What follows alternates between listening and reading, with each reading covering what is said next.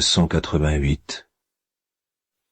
La nuit tombe sur le mont Minobu, enveloppant le monastère de Kuonji dans un silence sacré. Les étoiles, parsemées comme des grains de lumière sur un voile de velours, veillent sur les toits de bois sombres, et les pavés usés par les pas des moines. Dans l'obscurité, seul le crépitement lointain d'un feu de braise trouble le calme, accompagné du murmure du vent dans les pins centenaires. Dans une petite cellule, à l'écart des dortoirs, Shijo Kingo, désormais moine, est assis à genoux devant une table basse. Une bougie, fragile sentinelle, projette des ombres dansantes sur les murs de bois nus. Devant lui, une feuille de papier vierge attend, prête à recevoir les souvenirs qu'il s'apprête à y déposer. Un pinceau fin, trempé dans l'encre noire, repose entre ses doigts calligraphiés par le temps et les épreuves. C'est le moment qu'il préfère. La nuit, quand les autres moines, épuisés par les rigueurs de la journée, se laissent emporter par des rêves d'avenir, Shijo Kingo, lui se tourne vers son passé. C'est à cette heure que les voix du silence lui parlent le plus clairement.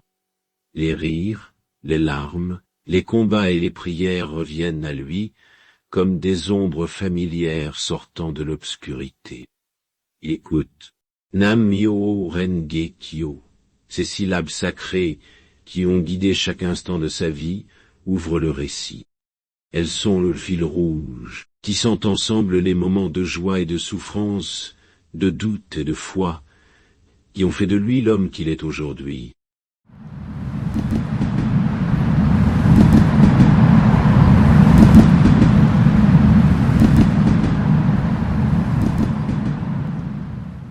Je m'appelle Shijo Kingo. Autrefois j'étais un samouraï, un homme d'épée et de devoir. Mais la vie, comme le vent, ne souffle pas seulement en ligne droite. Elle m'a conduit ici, dans ce monastère, au pied de la tombe de mon maître, Nichiren, dont la voix résonne encore dans mon cœur. Ces mots que j'écris ne sont pas seulement pour moi. Ils sont pour ceux qui un jour les liront, pour ceux qui, en me lisant, marcheront avec moi sur les chemins que j'ai parcourus. Ils rencontreront les mêmes visages, vivront en pensée les mêmes épreuves. Ceux qui, peut-être, me comprendront. Il s'arrête un instant, laissant ses pensées voyager dans le temps. Il revoit les champs de bataille, où le cliquetis des sabres se mêle aux cris des hommes. Il revoit Nichiren, debout face à l'adversité, inébranlable comme une montagne, enseignant avec une conviction si ardente qu'elle balayait les doutes. Il revoit les persécutions, les exils, les moments où la foi a vacillé, mais jamais rompu. Ces mots ne sont pas qu'une histoire. Ils sont une invitation à découvrir ce qui se cache derrière les apparences, derrière les épreuves, derrière les doutes.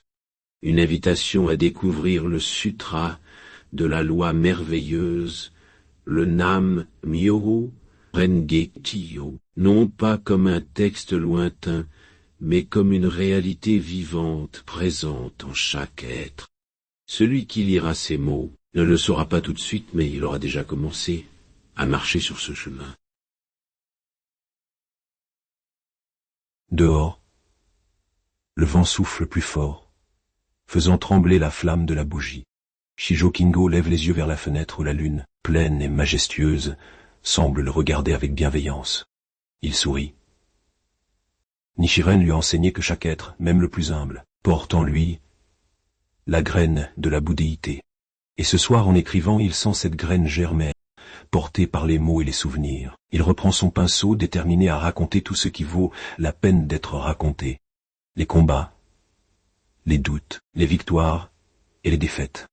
Mais surtout, la foi. Cette foi qui, comme le sutra du lotus, est éternelle. Ainsi commence cette histoire. Une histoire tissée avec les fils du lotus. Une histoire qui est la propriété de tous et qui attend d'être découverte. Celui qui voudra bien lire son histoire ne sera pas qu'un simple spectateur. Il sera un compagnon de route, marchant aux côtés de ceux qui ont cru, lutté et espéré, C'est à la fin qu'il comprendra que cette histoire est aussi la sienne depuis le début. La nuit avance, mais Shijo Kingo. ne sent pas la fatigue.